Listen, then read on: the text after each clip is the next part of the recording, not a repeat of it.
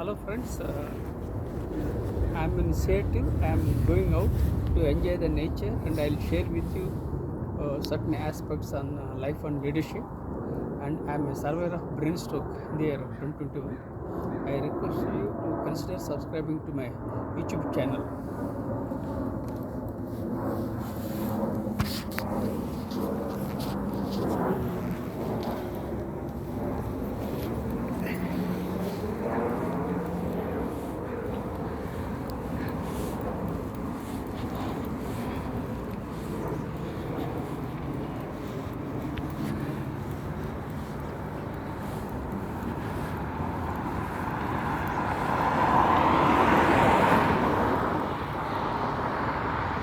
So this is the house where my younger son Ramakrishna Sai lives.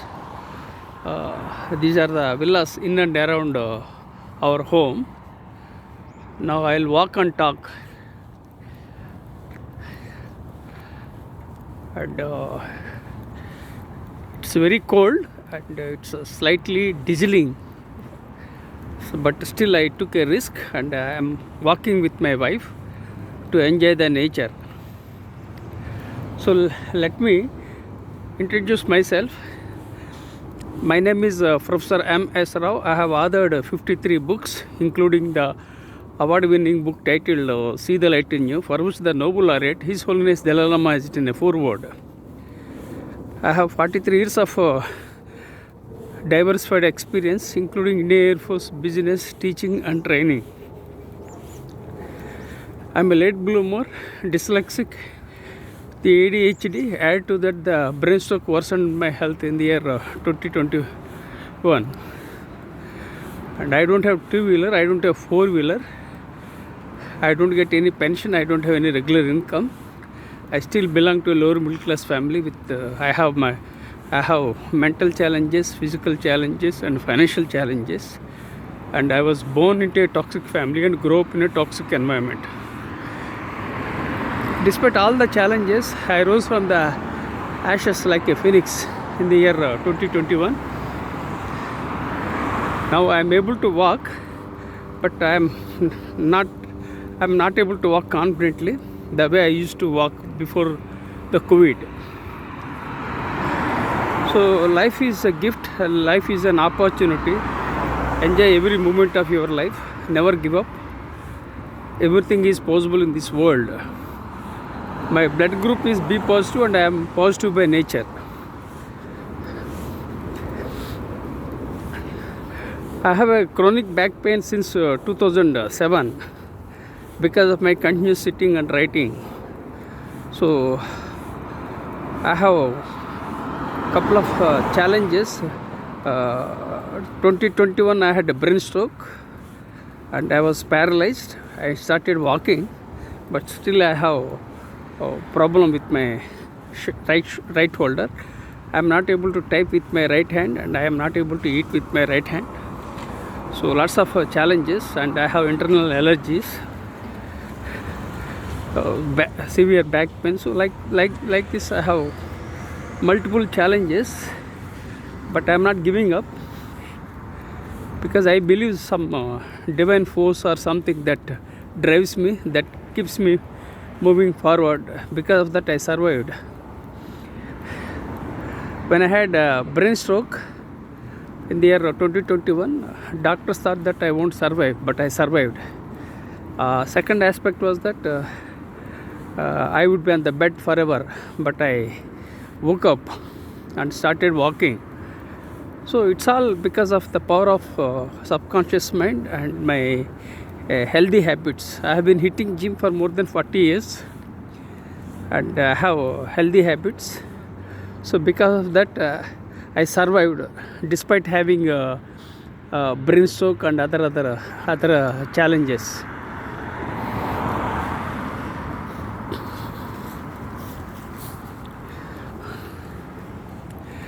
So I'm walking with my wife right now, and we are enjoying the pleasant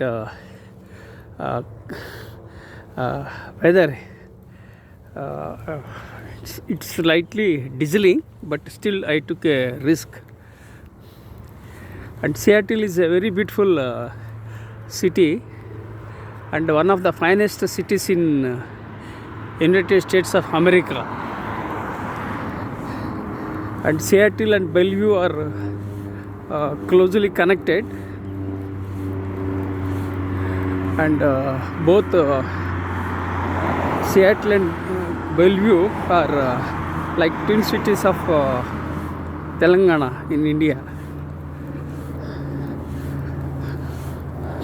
And people in Seattle are very amicable and adjustable, and they respect diversity, and they respect LGBT.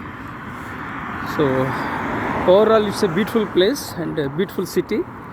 And now I am into fall season, so for more than 3 months I am in Seattle, and very soon we are approaching the winter, and you will find snow, which is very close by. I think within a month we expect snow in the place where we are residing. So I think I'll try to go for a walk for a week. So if there is a snow and there is any disturbance, then I will confine to home. Then I will do physiotherapy exercises and other activities to improve my health and to overcome my back pain.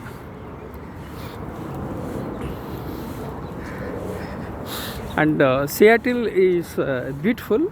Apart from that, the entrepreneurship is thriving in Seattle.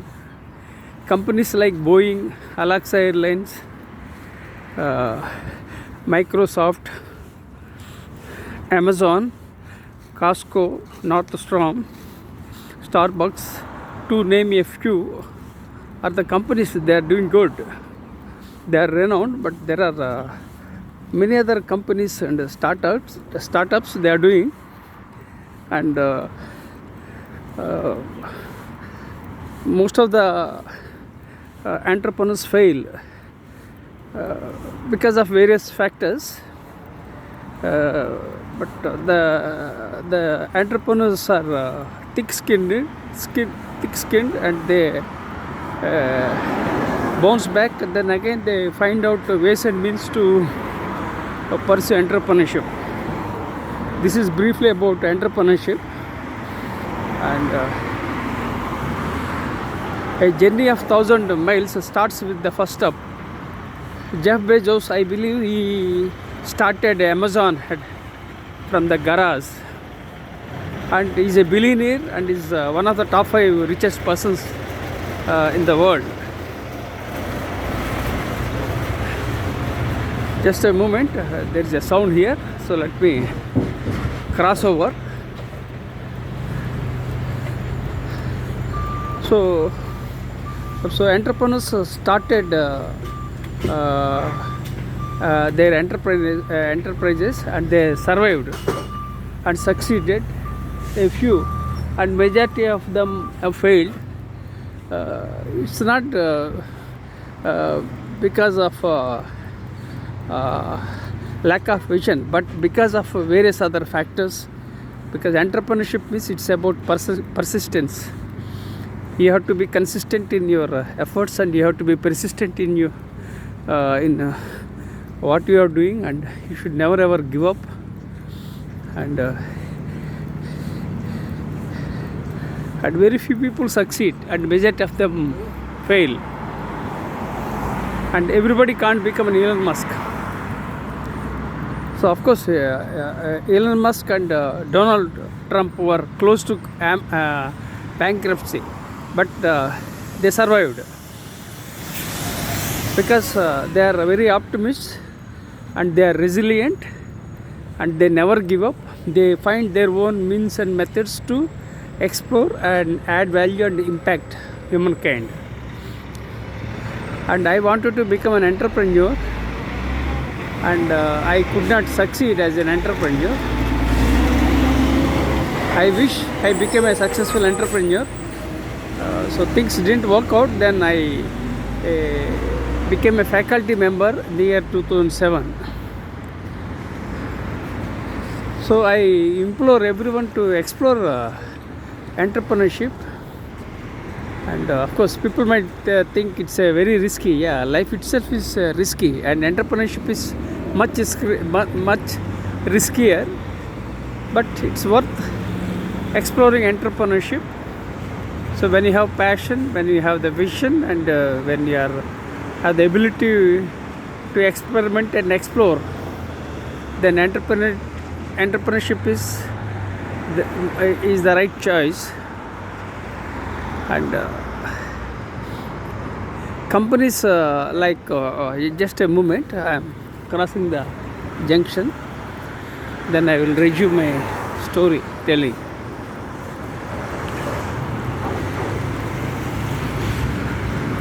So this is the where to go, that side, Oh, okay, right, okay. So this is the junction, and where you will find shopping malls, all those things. Okay, so we'll go like this. Just let me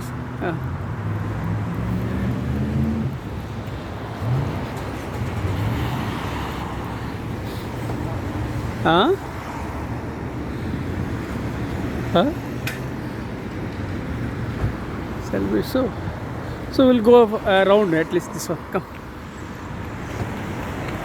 So okay, I went through a different road, but fine. So I wanted to take I wanted to go in a different direction. Then I'm used to walk in this way, so I started walking fine. So some other day I will go to that area and share my stories.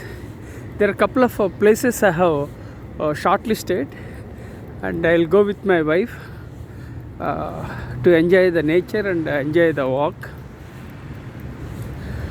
And it's good for our health. So now again I'm going very straight. I think I'll go to a ground. Just a moment.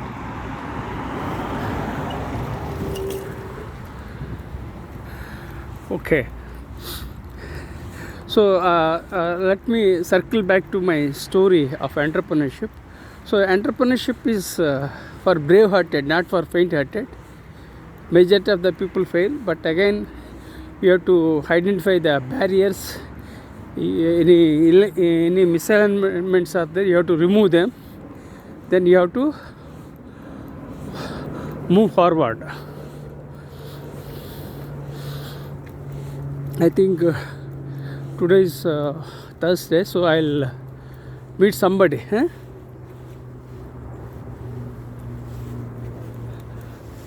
I'll talk to Mr. J. Right side. So we are going to a golf course, and I expect a guy by name Jay. He's an American, but he visited India and met His Holiness Dalai Lama in Dharmasala. So I met him, I think twice. This is the third time I am trying to meet. Usually he's available on Thursday. So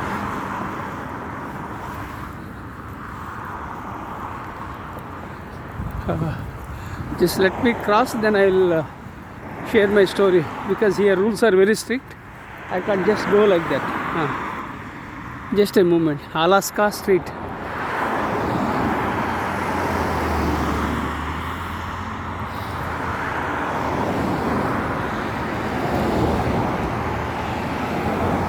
So I'm waiting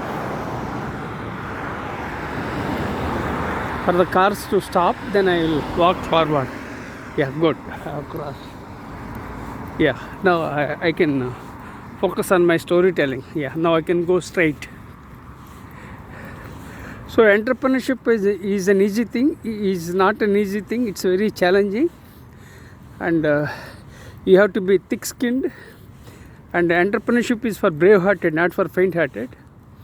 And majority of the people fail, and everybody can't become Elon Musk.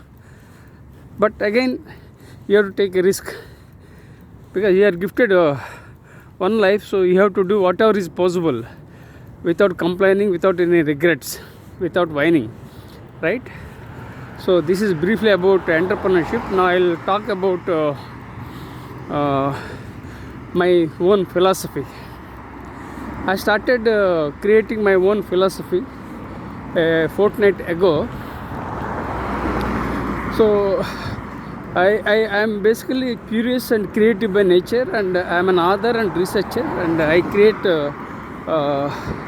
my own methods and models, and I create frameworks, perspectives, or rules.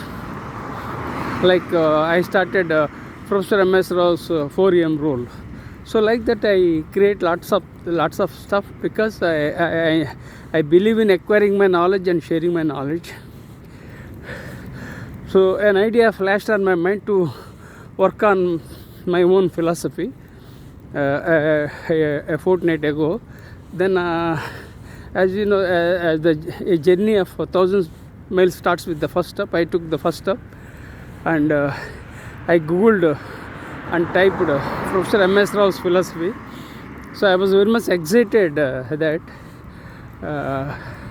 my name appeared on the first page, and with a message that Professor M.S. Rao's philosophy is to emphasize health first, education second, and wealth third, and Professor M.S. Rao harnesses technology. So I was very much excited by seeing such result on the first page. Then I searched the rest of the pages. Then I came to know that already I published an article, what is your philosophy, what is your leadership philosophy. Then I often refer to Socrates in my books, and I taught when I taught for students, then I often talked about Socrates and philosophers. So I thought it was a positive sign to work on my own philosophy. Then I started my own philosophy. I created multiple documents and put them into one folder. Then I created a template to interview me. Then I created my social media triggers on philosophy, hashtags, everything I have kept. Then I started researching. So I'm very happy that within a fortnight I improved myself. Daily I'm investing around 1 hour on an average for my own philosophy. I want to publish a book of my own philosophy. So this my philosophy basically talks about God, universe, empathy, humanity, attitude. So gratitude. So these are all the things I mentioned. So so a lot of research will go on to create my own philosophy, and I decided to explore educational philosophy, because I was a professor and I taught students. Then I thought, let me create my own philosophy from the perspective of education. Precisely, I want to emphasize on educational philosophy, but I'm not sure how I will create my own, but it's still in the pipeline.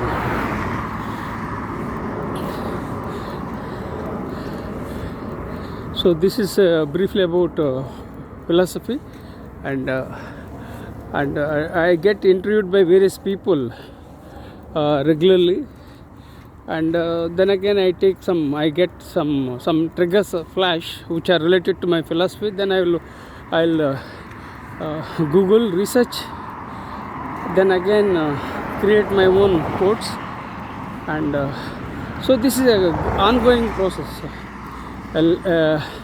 Research is a ongoing process, and writing is my calling. So writing is a calling in the sense it's beyond a passion, it's more than that. So I enjoy writing, so that's the reason I published 53 books within a span of I think 17 years. So I published books for the last 14 years, but the foundation was laid in the year 2007, but I didn't think of writing books.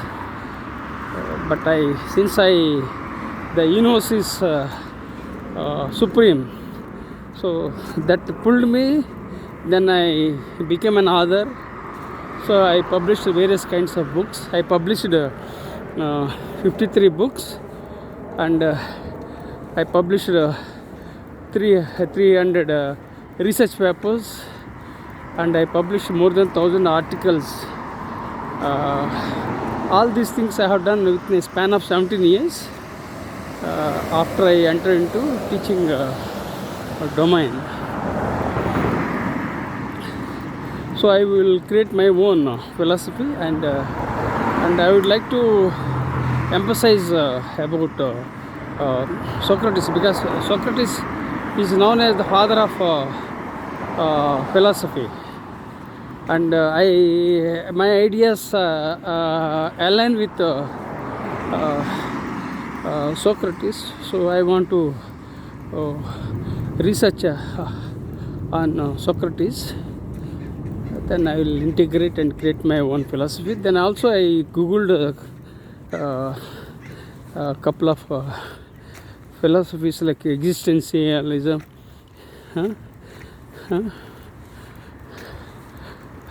hedonism, then stoicism, and I didn't know that I would create my own philosophy, but I already published a research paper, and I mentioned about stoicism in one of my books. So finally things are shaping up. The universe is powerful in the sense life is an echo. Whatever we give, we get back. So the power of universe, and I am resilient by nature. So it's because of the universe and because of my resilience, and I survived after brain stroke, and I started adding value and impacting humankind. And I create my own stories and share my stories to make a difference and impact humankind. So I am a storyteller, and I served in the Indian Air Force for 12 years, and I had diversified experience. So now I briefly talked about Professor M.S. Rao's philosophy. Then I will move on to the next one, that is Professor M.S. Rao's 4 AM rule. So let me see.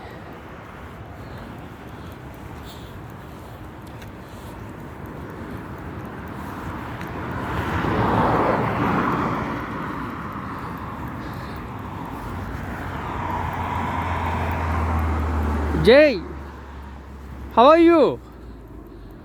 You are wearing specs. Ah, how are you? I was looking for you. I'm here today, Professor. Yeah, I'm glad that we have met again third time. And last time I came, another person was very tall. Very tall? Yeah. I'm not tall. No, you are stoic. You are stoic. Short and stubby. Huh? There's your patient wife. No, my wife. Yeah, very patient. She's a nice woman, and I'm lucky that I have a good woman. I'm glad you know you're lucky. I'm very lucky, and so we just want to go around. You want to walk around the golf course? Yeah, that's what. We'll go around and come and we took a risk because today I know that it is a Thursday and you will be available. I am available today. And there Hello, is. ma'am. Huh? How are you? Nice to see you. Yeah. All right. Do you want to? So just be careful and beware of golfers. All right. I don't want you to get hit by a golf ball. Oh, okay. Now, any golf? Anybody's playing golf now? Yeah, some We people got are. about maybe 21 players out there. 21, I think. So we will go around and come back. Okay. So you'll be here only, or you go here and there? I'm going to be off my shift in about 25, 30 minutes. Then who will take over? Nobody. Then who will take care of this golf course? They got a guy that's working on the range that'll take care of it. He'll come over and check once in a while, and they can see the first tee from that window there. Very good. Then how is your family? How is your son? How is your daughter-in-law? Very good. All are good. Yes. All are in Seattle or some other place? No. I have one son that lives in Seattle. He's actually engaged to an Indian woman. Again, oh. Yes. I think you have two sons, I think. I have two sons. Yeah, two sons. One is married. The one that's here just got engaged to a beautiful Indian woman, Uh-huh. much like your wife. Uh-huh. And my other one lives in Portland he's married and he has two children. Yeah, I visited Salem, that is Portland. Portland. Oregon State. I visited. Yeah. Yeah, correct. I visited on Black Friday. Are you recording this? Yeah. Enjoy. You didn't ask my permission. Yeah. We are friends. Okay then. Hello, sir. How's everybody? What's the tea time? Name?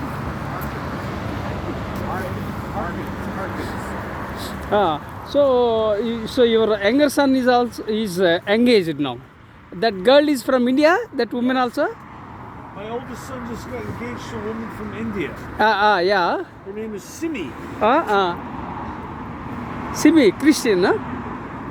I don't know. That's her name is Simi. You have her photo? Hello, Mr. Spitzer. How are you today? Okay, so far. Okay. So you can I see? This is my iPad. iPad. I can see their names on here. That's Norman Arkins and Mark Spitzer. They're going to play at the 11 o'clock slot. They're here a little early. Okay. That's okay. Okay. There's nobody Okay. out Now, what about your younger son? When he's getting married? When he gets married? It's going to be, they're like a 2-year engagement. I think it's going to be a while.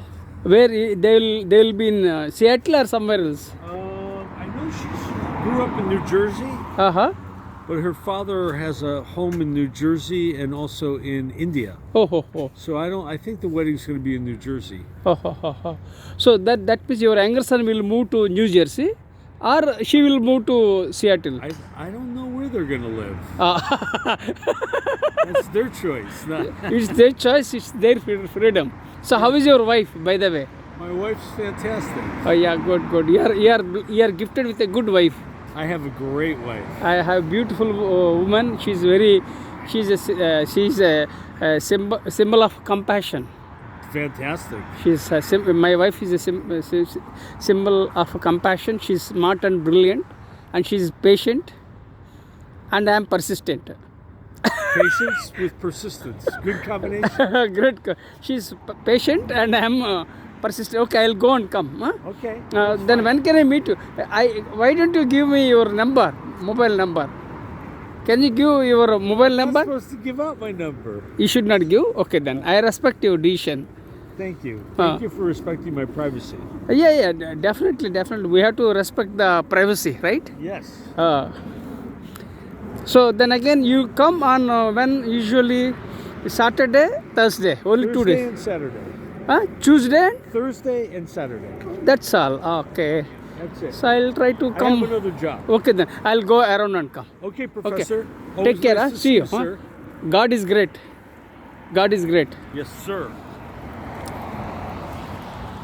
You can Google my name, Professor M.S. Rao. Yes. You will find my books.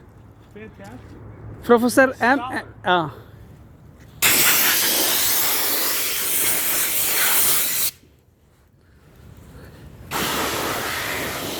So friends, as I told you, I met Jay, and I had a conversation with him, and I think this is the third time I met him. And his elder son married with an Indian, and the elder son is in Portland. The younger son is engaged with an Indian. She is from New Jersey, but she is an Indian. And this Jay is a very nice person, and he went to India and met His Holiness Dalai Lama. And I published a book titled See the Light in You, for which His Holiness Dalai Lama has written a foreword. So okay, now let me walk and talk. So I'll talk about Professor M.S. Rao's 4am rule.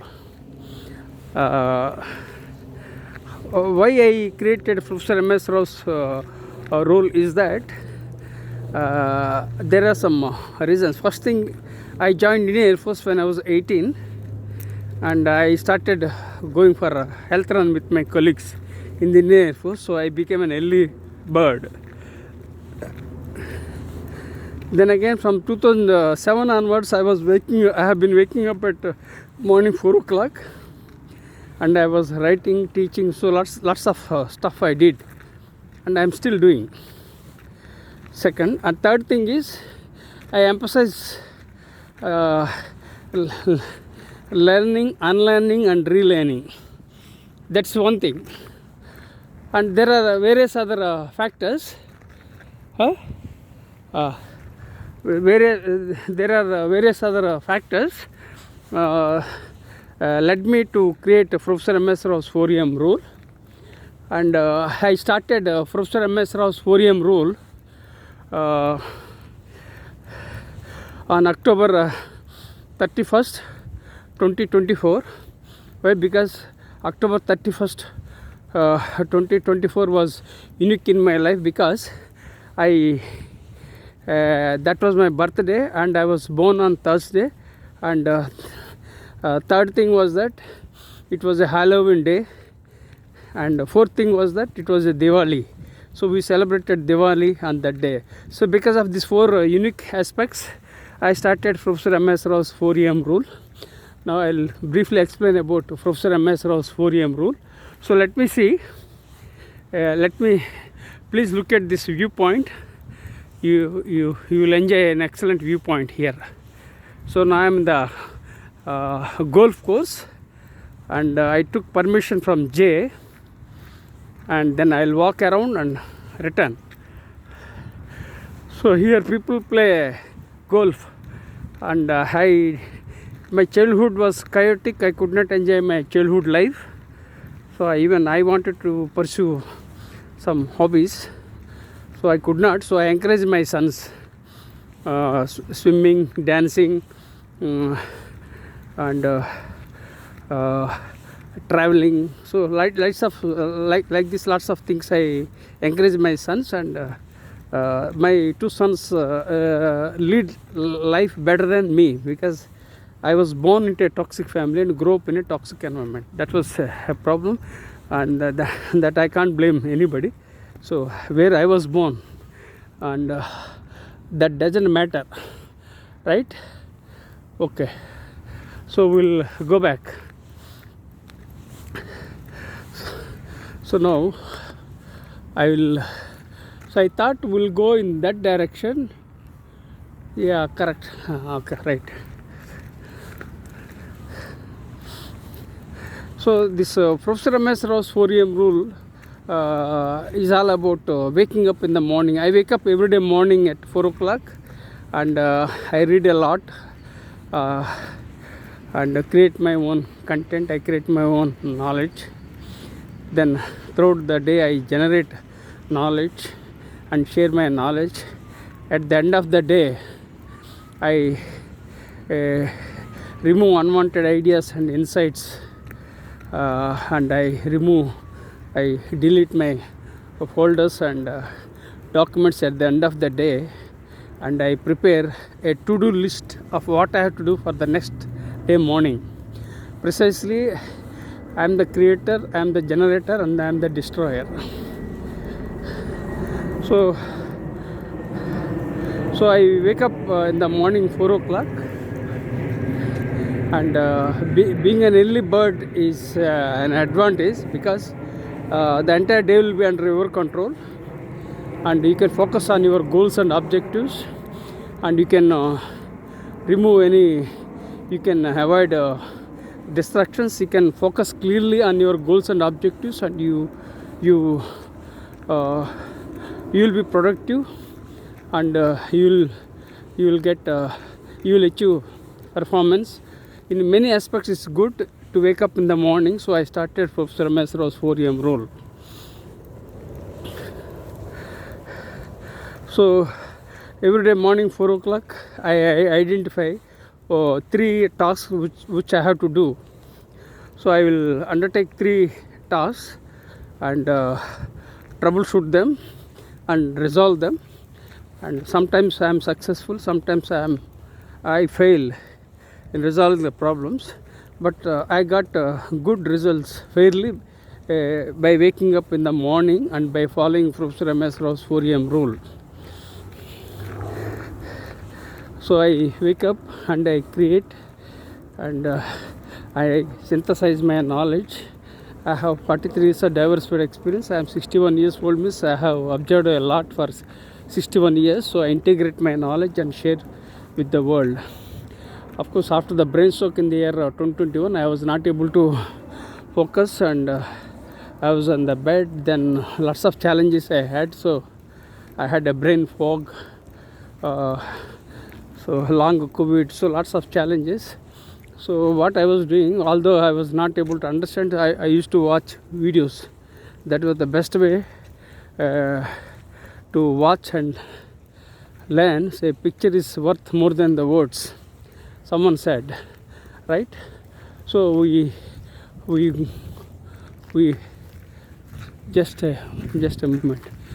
Okay, is the same guy, huh? No, not the same guy.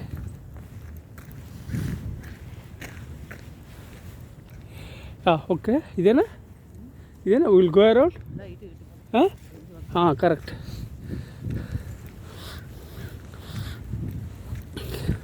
So if you wake up, yeah, correct. Correct. I went through that route. Yeah, correct. Now we are going.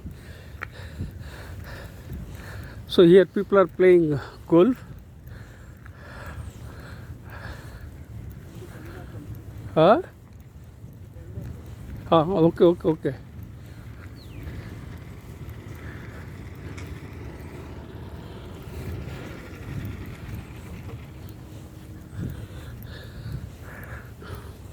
Yeah, so I'm walking and talking, so I'll make a round and come back. I think it will take maximum, no, it's more than 1 hour, I think, because in the meanwhile I had a conversation with Jay.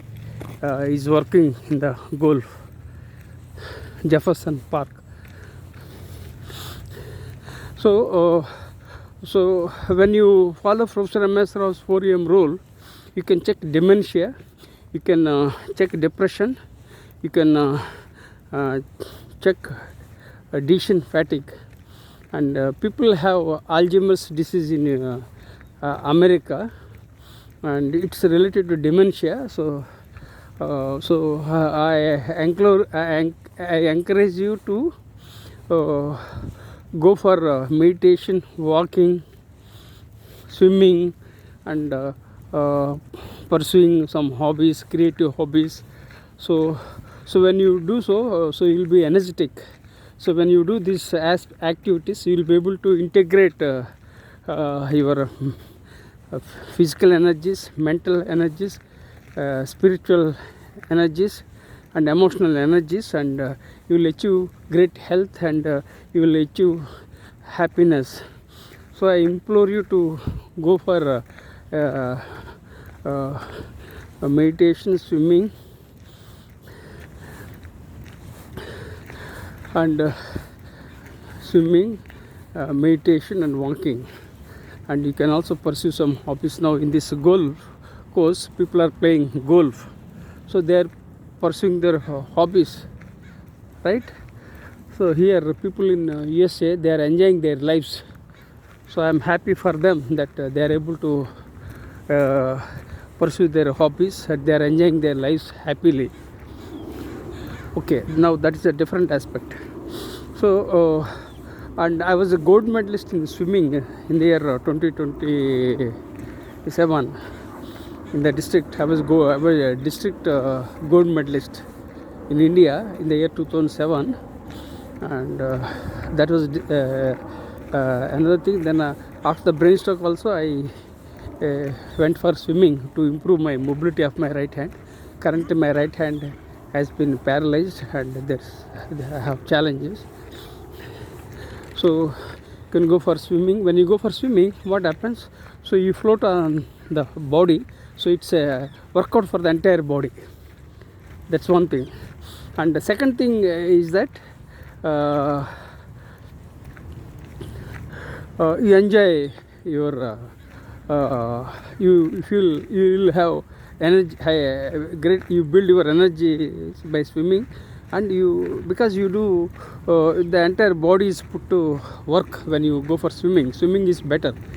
But if you don't have access to swimming pool, if there is no such opportunity, then go for meditation. All that you need to have is to have a mat. If you have a mat, go to a silent place, serene place, and enjoy solitude. Do meditation, so you can unlock your hidden powers and you can get joy. So meditation is very good, and you can go for yoga, right? Hello. You can go for yoga. So lots of things you can do it, and if you, otherwise you can go for walking is the best medicine. For in my personal life, I enjoy walking. I love walking, and after the brain stroke, and I started walking in the evening, and for 1 year I didn't go to gym. Usually I have been hitting gym for more than 40 years, but I took a break for a year after the brain stroke. So I started walking. So walking is the best medicine, and I get lots of ideas when I walk, and so that's what I can do it. That's what I do. So go for a walk. This is the best thing, and you don't need anything, no equipment. If you have resources and equipment, do workout in the gym.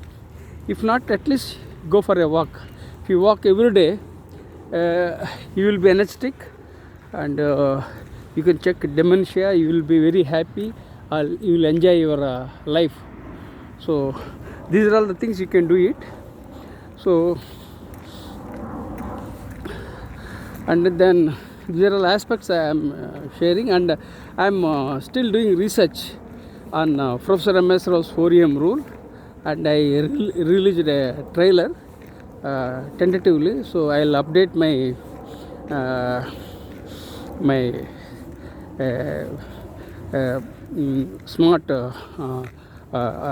small trailer. Then I will release my official teaser on Professor M.S.Rao's 4am rule. So like that, I want to do so many things, and I am still doing lots of things. And there are people, they can't wake up in the morning, because everyone has their own circadian rhythm, or we call it as body clock. So I have circadian clock, because I wake up in the morning 4 o'clock, and throughout the day I work, I do something, then night 10 o'clock I sleep. In between I take a break, I sleep, so that I can energize myself. I can energize myself. I can energize myself. Then I can start on a clean slate. So that's what I do it. And this Professor M.S.Rao's 4am rule is ideal for morning races. But again, it may not be ideal and suitable for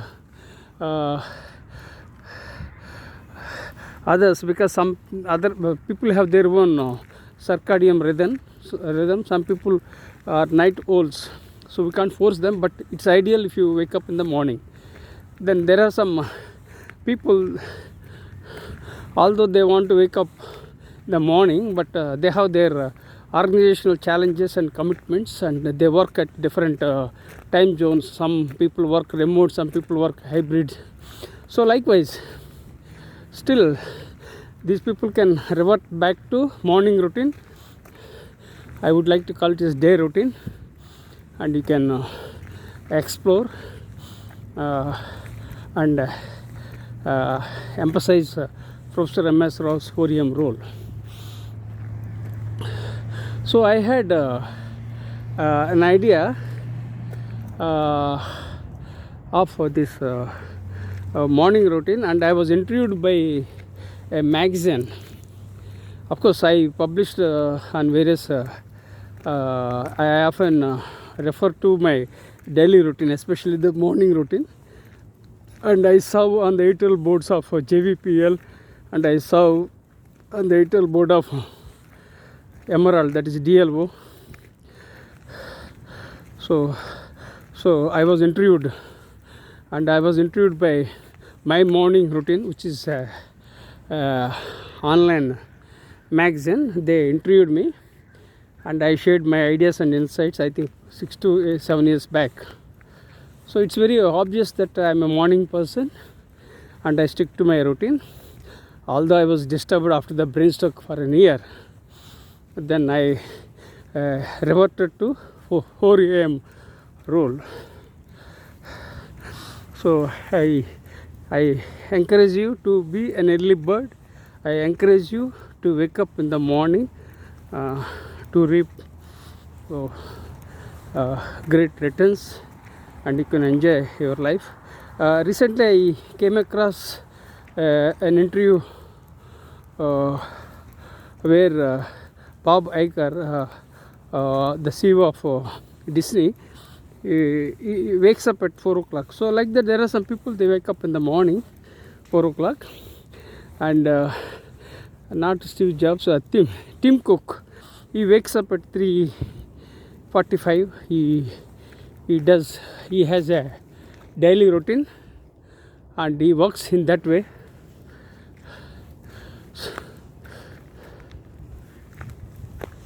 Just a minute.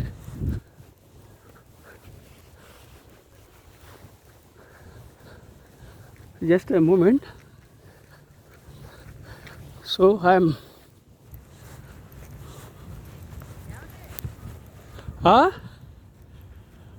like this.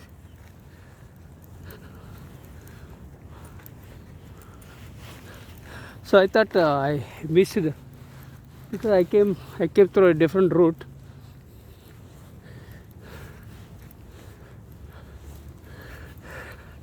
So okay, sorry for the interruption. I was coming. So I am coming. Okay, we'll follow this route.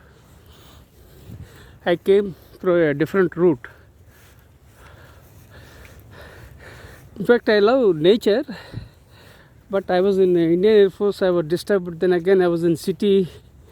Now, luckily, I'm in Seattle. I'm enjoying the nature. Then again, I may go back to India. I may not be able to enjoy the nature, but I'll go for a walk in the evening. So this is briefly about Professor M.S. Rao's 4am rule. I request you to consider subscribing to my YouTube channel and share with your networks. It's very cold now, and I am holding my smartphone with my left hand, which is very stressful and painful, and I can't shift my mobile from left hand to right hand. And of course I'll ask my wife, she's working. So,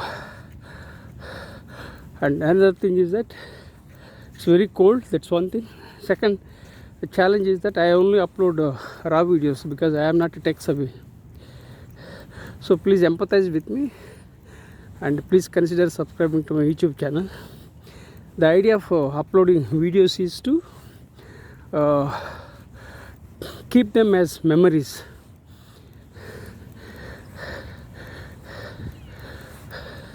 So I want to keep them as my memories, that's one thing.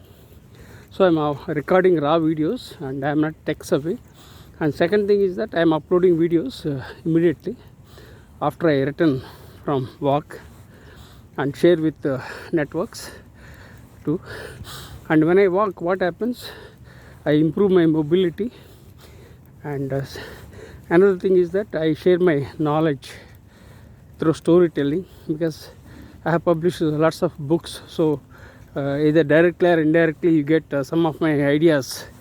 If you grab some of my ideas and insights, that will help you grow as leaders. So there are multiple advantages of doing these things, especially I'm recording to impact humankind. And when I speak, so my years of knowledge speaks. I'm a product of my experiences, opportunities, threats. So many things are there. So you can learn certain things. At the same time, I advise you to take only whatever is relevant, and whatever is not relevant, just please discard. Life is all about acquiring my knowledge and sharing my knowledge, and life is all about learning, unlearning and relearning, right? So we are no like this, we will go that one, come, yeah, this one we are going like this. So we are, so I introduced myself, then I shared with you about Seattle life too. Then I shared my philosophy. Then I shared Professor Rao's 4M rule. I'll briefly talk about my life journey. I was born on October 31st, 1963 in a tiny village. I was born into a toxic family and grew up in a toxic environment. My life is full of challenges, and my childhood was very chaotic. I could not enjoy my childhood, and I used to support my father in a tea stall. Sometimes I used to collect cash, sometimes I used to prepare tea, sometimes I used to clean the dishes. So lots of things I did, so I could not enjoy my childhood. It's very painful. And my father is a litigant and alcoholic. He was disorganized, and my mother is a disaster. And I was born into this kind of family. So you can imagine the kind of family I was born, and we can't blame the people around. So what you can do is that you can create your own destiny. Your destiny is in your hands. So avoid complaining, avoid criticizing, avoid condemning, avoid whining. Focus on your goals, focus on positivity, and impact the people, right? And at the age of 18, I joined the Indian Air Force, and I had a passion to serve my country. And I was lucky that I came out of a toxic family and grew as a healthy citizen and leader in the Indian Air Force. Then again, people might think that I was a commissioned officer from the Indian Air Force. I served in the lowest rank of a corporal in the Indian Air Force. So for 12 years I served in the Indian Air Force. I acquired a couple of qualifications through private education. It was not a regular one. Then my father-in-law invited me to join for business. Then I left service and joined for business. And unfortunately, my brother-in-law and father-in-law backstabbed and betrayed. So I landed on further problems. First of all, toxic family, where I was born into. Second thing was betrayal by my own father-in-law and brother-in-law. And then again I had a brain stroke in the year 2021. So despite all the challenges, I am moving forward. People might think that I am traveling on, I am globe trotting and I am traveling across the world with great qualifications. But the fact is that I still belong to a lower middle class family with lots of challenges. And luckily my younger son is paying the bills, and I survived after the brain stroke, and I am moving. Again, people might think that I acquired qualifications from reputed universities like Cambridge, Harvard, Kellogg's or MIT, but the reality was that I dropped out of my degree. I discontinued my degree. Then again I continued my degree. I discontinued my degree because I joined Indian Air Force when I was 18. Then again I continued my education. So then I started acquiring my knowledge, and initially my salary was very limited. Around 400 rupees I was getting from Indian Air Force. The salaries were very much limited, and I used to support my parents by sending money every month to my parents. Then I gave money for purchasing the gold. Then I gave money for purchasing a property. Unfortunately, I was backstabbed by my own siblings. So these are all the challenges I encountered in my life. So anyhow, let go and move on. So all that happens for good. So I'm happy that I've survived from my brain stroke. This is a great news. Probably there is a divine force that encourages me to keep moving forward, and hopefully I will do something good, add value, and impact humankind. I am very much optimistic. I am optimistic by nature, and I am a positive guy, and my blood group is B positive. So these are all the ideas and insights I am sharing. So in the 2007 I became a faculty member.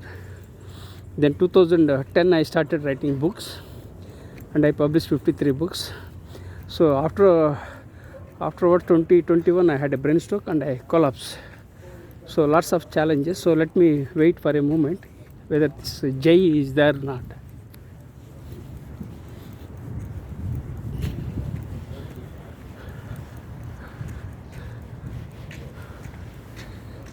Yeah. How you doing, bud? Good morning. How are you? Good. Yeah, Jay. Professor. I'm leaving. Have a great day, Professor. Yeah, Nice to see you again. it's And your pleasure. lovely wife. Yeah, she's a nice woman. She's a very nice woman. Good morning, my friend. What's your name? Trevor. Huh? Trevor. Trevor. This is the manager of the driving range. Yeah, you were telling that you will come and do it. So you will come regularly?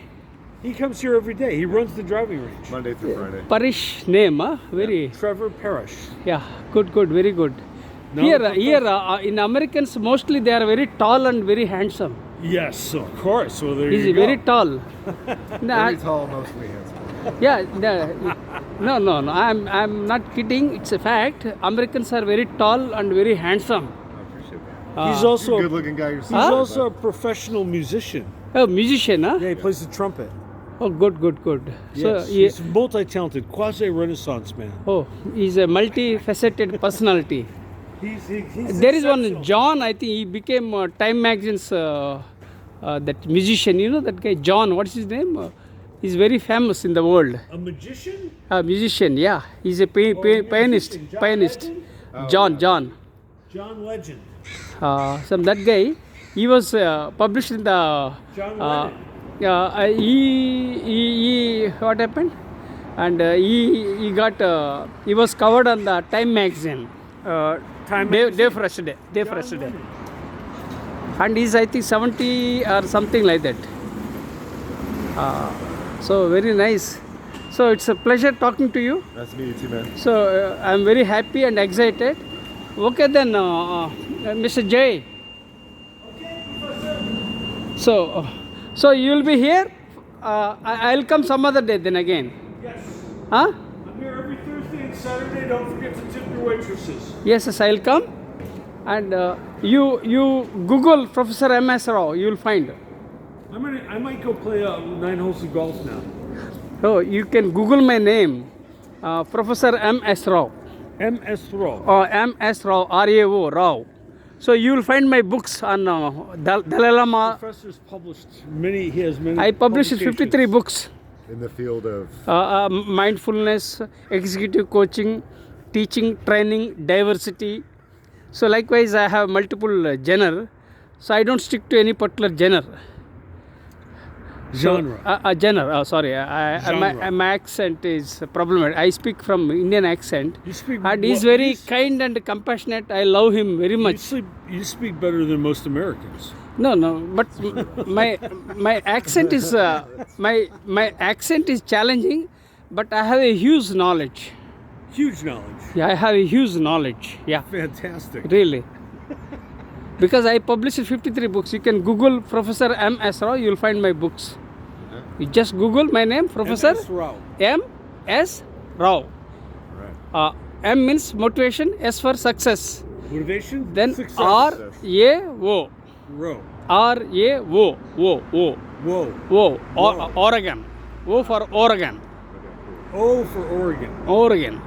Professor M.S. Rao. M for motivation, S for success, R-A-O. O for Oregon. Oregon, sorry. I have. Portland, Oregon. I visited Portland. I think your son is in Portland, right? Yes, my son is in Portland. Good. He works for Gabbert and Owens. Okay.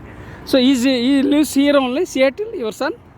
One son in Seattle, one son in Portland. Okay. Good. I have 2 sons. Very good.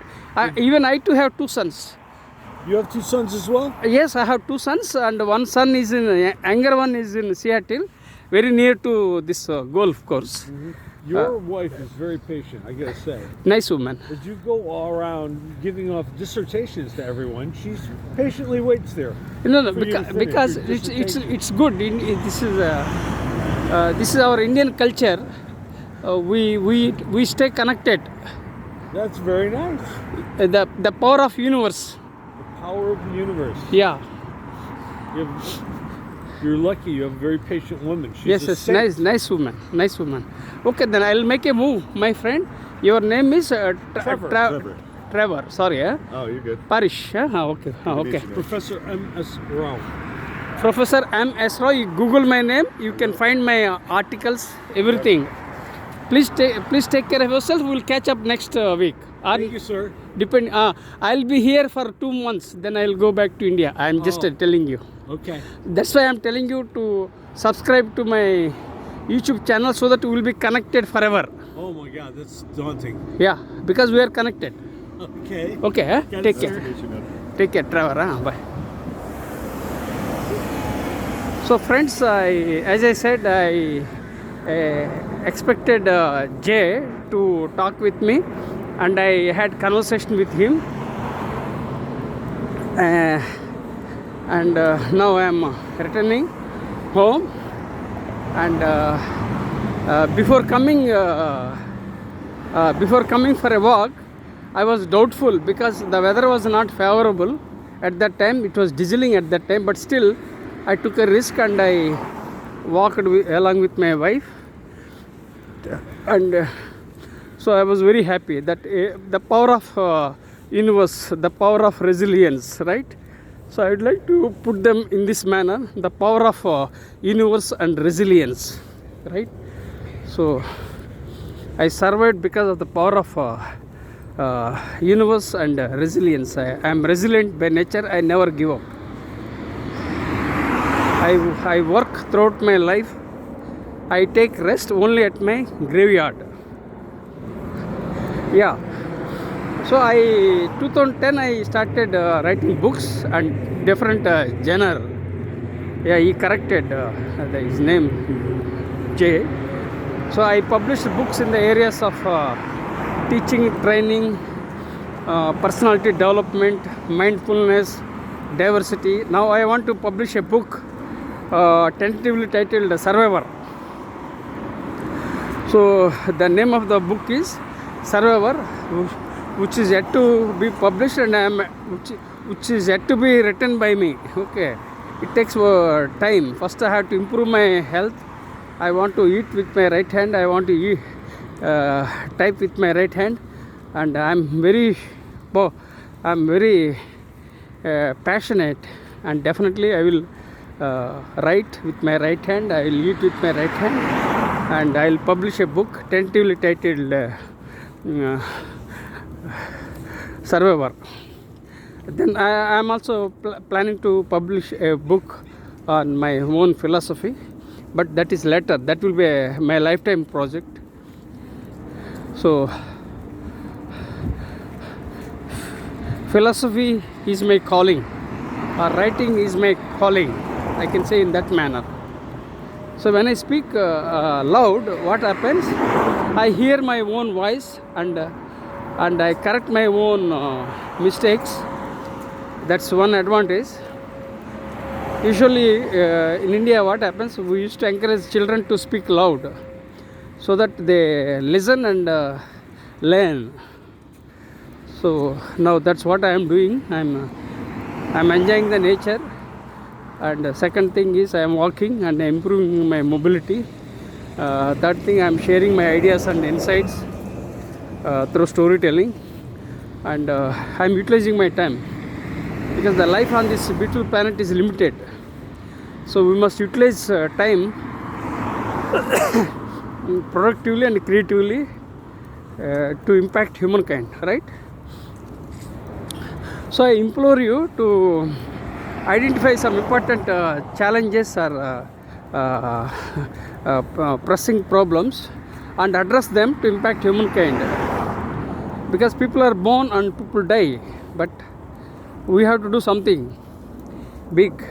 The life on this planet is limited, and we are gifted with a limited time span, and we have to do things within the limited frame, because what happens next, that we can't predict. People waste 30% of their precious time thinking about the past, which doesn't help in any way. So people think people worry too much about the future that can't be predicted. So learn to live in the present.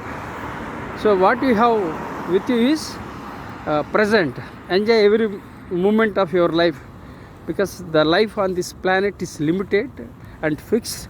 You have to work within that limited span from birth to death.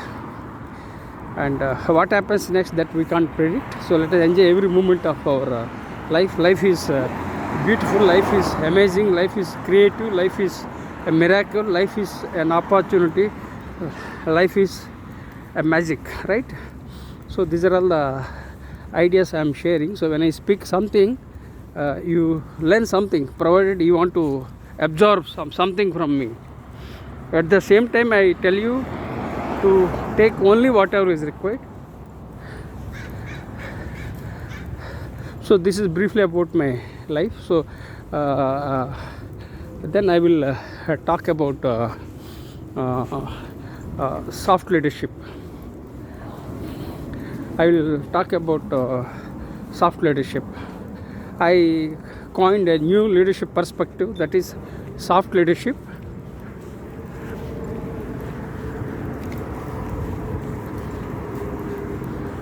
Yeah, we have crossed. Good, very good.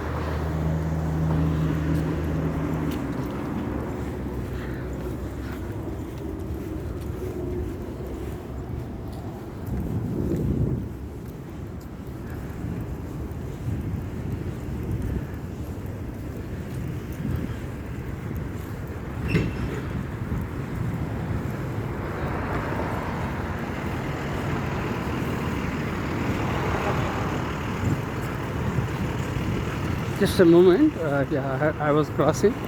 Yeah, I crossed. Just a moment. I'll shift my mobile. Just a minute. Just hold it. Oh, more than 1 hour. I was holding my smartphone. It's very cold in Seattle, so I'll rub my both hands to create friction and generate heat. Then I will share my story on soft leadership. So luckily my wife is with me. She's walking along. So I'll go back to my storytelling.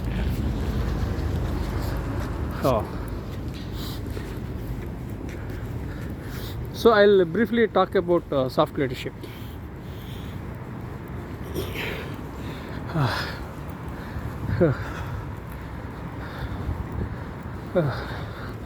The soft leadership is a new leadership perspective I created, and why I had to create soft leadership was that when I was teaching for EMBA students, and when I was teaching for when I was conducting MDP programs, management development programs, the audiences were not happy with the prevailing leadership styles. They thought there was need for some new leadership.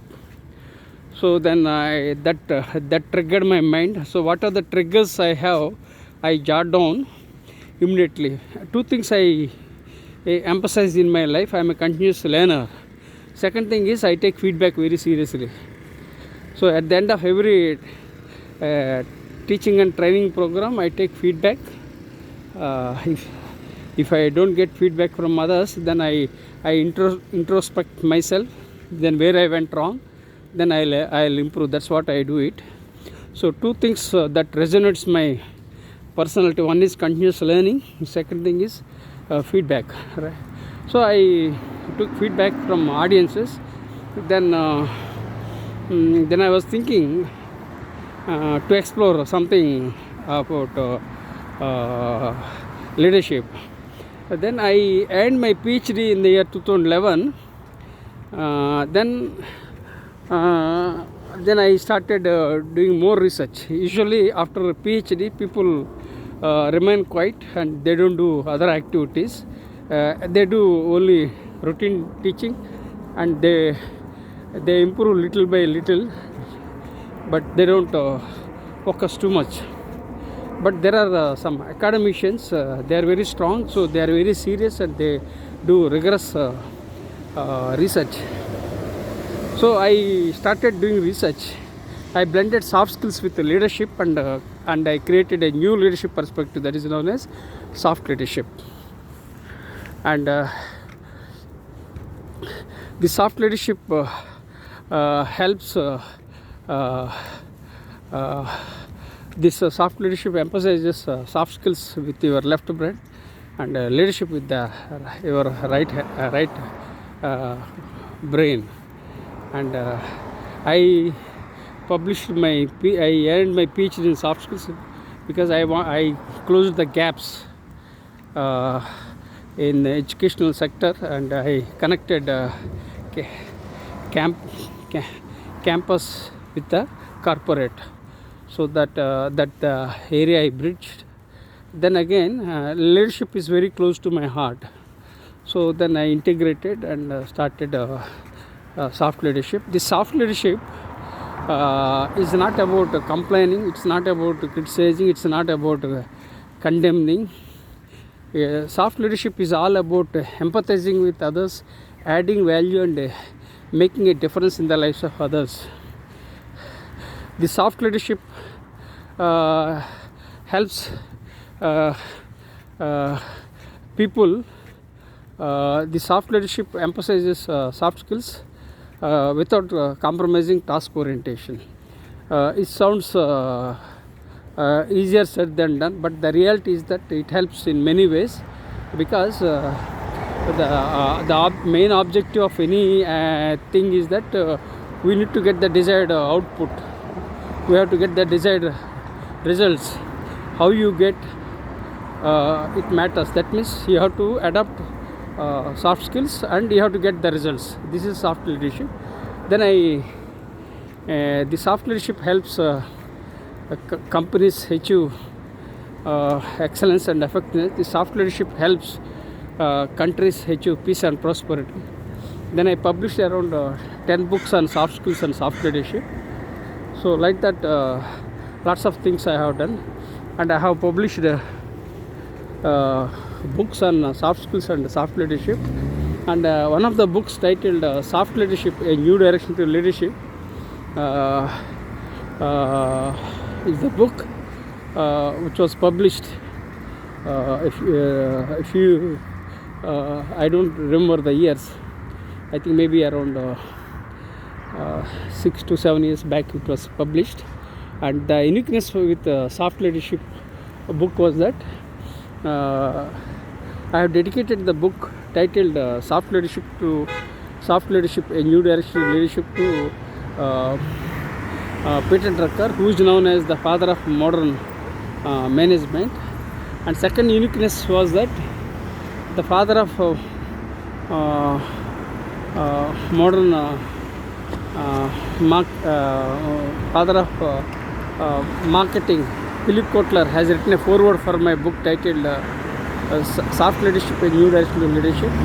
And third uniqueness was that the father of modern HR, Dave Ulrich, has created a leadership code.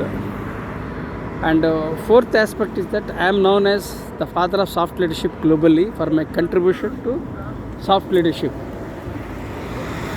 So now let me take a break because I have to cross the road. So yeah, we have crossed. Good. This is Seattle supermarket. This is junction. We are coming back, so I think it will take 10 minutes to return. Fine. So I am known as Professor MS. When you Google Professor MS Rao, or if you Google soft leadership, you will find Professor MS Rao. Lots of stuff you will find online, and I am doing a lot of research on soft leadership. So I do research regularly, depending upon my availability and my health. I do research, and after publishing 10 books also I am doing research, and I am trying to integrate soft leadership with employee engagement. I want to integrate soft leadership with brain science. I want to integrate with other areas like psychology, behavioral economics, decision making. These are all the things I am doing research. And I also want to integrate soft leadership with technology and AI. AI is changing the world, so we have to adapt with the technology. So I'm researching in these areas, and I want to create something unique, and I want to discover something new to impact humankind.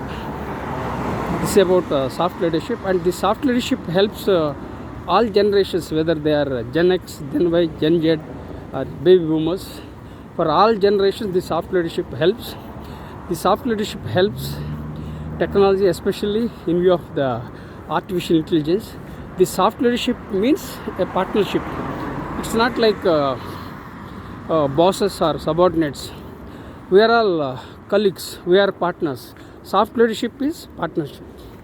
That means we are all partners to achieve progress. So still lots of things I am doing about soft leadership. So let me wrap up my conversation, because I was a professor, so I have the same mental template, and I go accordingly. I follow in a systematic manner, in a chronological manner. So first I introduced myself, then I talked a Seattle story and entrepreneurship. Third, I talked about Professor MS Rao's philosophy. Fourth, I talked briefly about my life. Then I talked about Professor MS Rao's 4am rule. Then I talked about soft leadership. These are all the things I added, and I have shared with you. And I also shared with you the conversation I had with two people. One is J and another one more American. So like this, I am very open and I talk to people without any hesitation.